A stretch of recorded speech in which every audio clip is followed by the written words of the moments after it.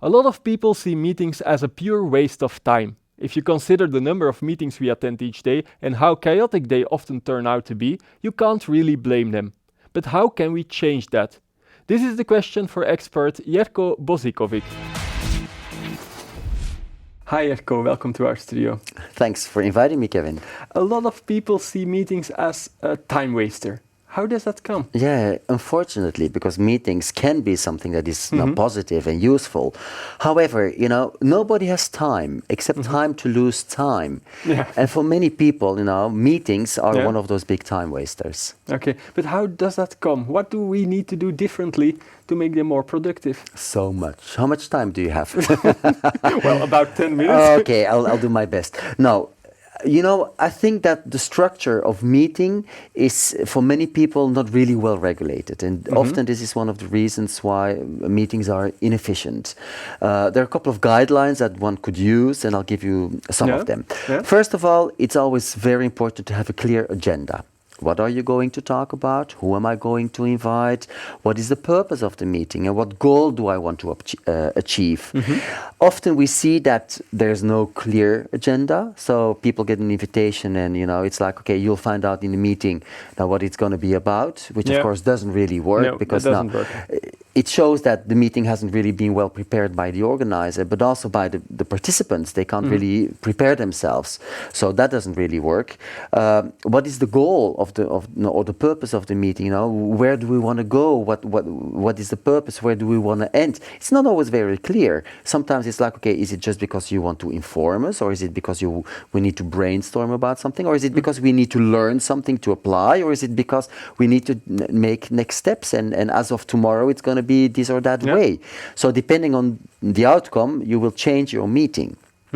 Another tip that is very important is timing. We see that the longer the meetings last, now the least efficient they become. So it is better to meet, for example, 3 times 20 minutes with your team a week than once 2 hours, even though 2 hours is double of 3 times 20 minutes. But we'll see that the efficiency of 3 times 20 minutes is much higher than 1 time 2 hours. It's also important to have a clear definition who's going to do what in the meeting. There are a couple of roles that we could say. The roles, like? Yeah, there's like, for example, the president of the meeting. He's the person who's in charge. He's the person who often has organized the meeting, and he can say, okay, stop, time out, we move on, we change subject, etc. We have a secretary, somebody who's going to take notes. It's always important to be able to recapitulate, what was talked about, what was discussed, what are the next steps that are being decided. It seems logical for a big meeting, but do you also do that with small meetings with 3 or 4 people? Yeah, I definitely would do it. You know why? Because often, we have discussed, but it's not because you say something that therefore I hear it the same way, or that something has been decided that therefore everybody knows exactly as from when, or what are the real procedures that need to be implemented. So it would be good if there's somebody who really takes notes and sends, even if it's only 5 bullet points, and send them out to all the participants, that you can have something to track, to retrace. Also, there's something interesting, which is, we have objective time, meaning like, okay, today is this date, it is this hour, but we live time subjectively, meaning if I ask you, Kevin, to do something and your feeling says, oh yeah, I'll do it, in between 2 tasks because it's only going to take me 5 minutes. Often, when you look at the objective time, it has taken you 20 minutes. Just like presentations, for example. How often doesn't that happen? I just need 5 minutes to explain something, and then after 45 minutes, they're still trying to make their point. So that's one of the reasons why we lose so often time. And but that's also, for example, we've talked about something, and I'm like, but that happened last week. And when we would look at the notes, it's like, oh my God, that was already 3 weeks ago. So there's a discrepancy between the objective time and the subjective time. And now that we're talking about time, a third role that is really important is a timekeeper.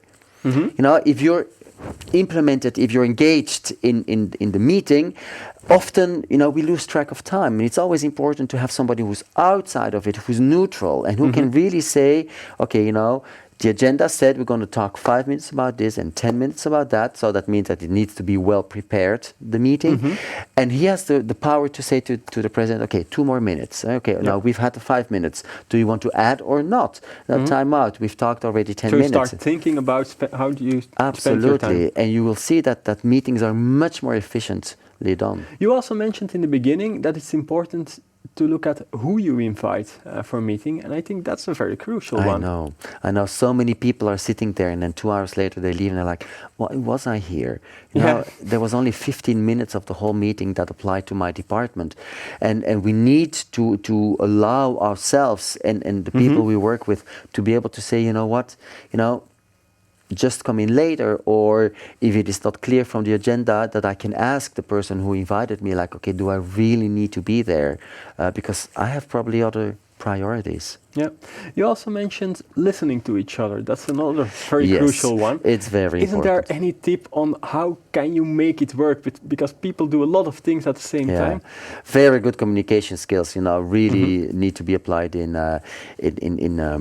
meetings. Well, there's several things we can do. First of all, I really would ban any electronic device, like laptops and iPads also for and taking cell notes. phones. Well, if it is to take notes and you really define that clearly and you all have the discipline to only stick to your notes, that's the problem, of That's course. a problem. Yeah. But if on the meantime I'm going to start checking mails, when then something pops up. it's not going to work. It's not going to work. First of all, I think it's a lack of respect. It's a lack of respect to the person who is speaking. I mean, we're talking. You're interviewing me. If I, at the same time, would be checking mails because I have, of course, a very important life and job and responsibilities, how would you feel? It's a lack of respect. You just don't do that. Yeah. A second thing is that we all think we can multitask, but we're not good multitask. We can't actually. We're very good at task hopping. We jump from one task to another, and then we think because we're jumping through 25 different tasks that we're multitasking, but we're not. If I am talking to you and you want to now remember something and you write it down, if I continue talking, you'll have to make a choice. Either you're going to keep on writing down and you don't really listen to the new thing, or you're going to stop writing and start listening to the new thing, because your brain physiologically can't do the two things at the same time. So if somebody's explaining me the new vision or strategy from the company and I'm at the same time checking out mails, I mean, I have heard only half of what that person said, and my mails probably won't be that efficient answered than if I would be dedicated to mails. So that doesn't work. Another thing is that we really need to start learning to active listen. Sometimes I see people and I see 7 people talk at the same time. I'm like, but what is the purpose? Is the purpose of that meeting that you've said your thing, which nobody heard anyway? Or is the purpose that what you say is being heard and understood the way you think is important and acted on? So therefore it's so important that from time to time we really take silences to let things sink in, and then we say, but we don't have time. Well, if we would use all those communication skills efficiently, we'll see that we lost less time.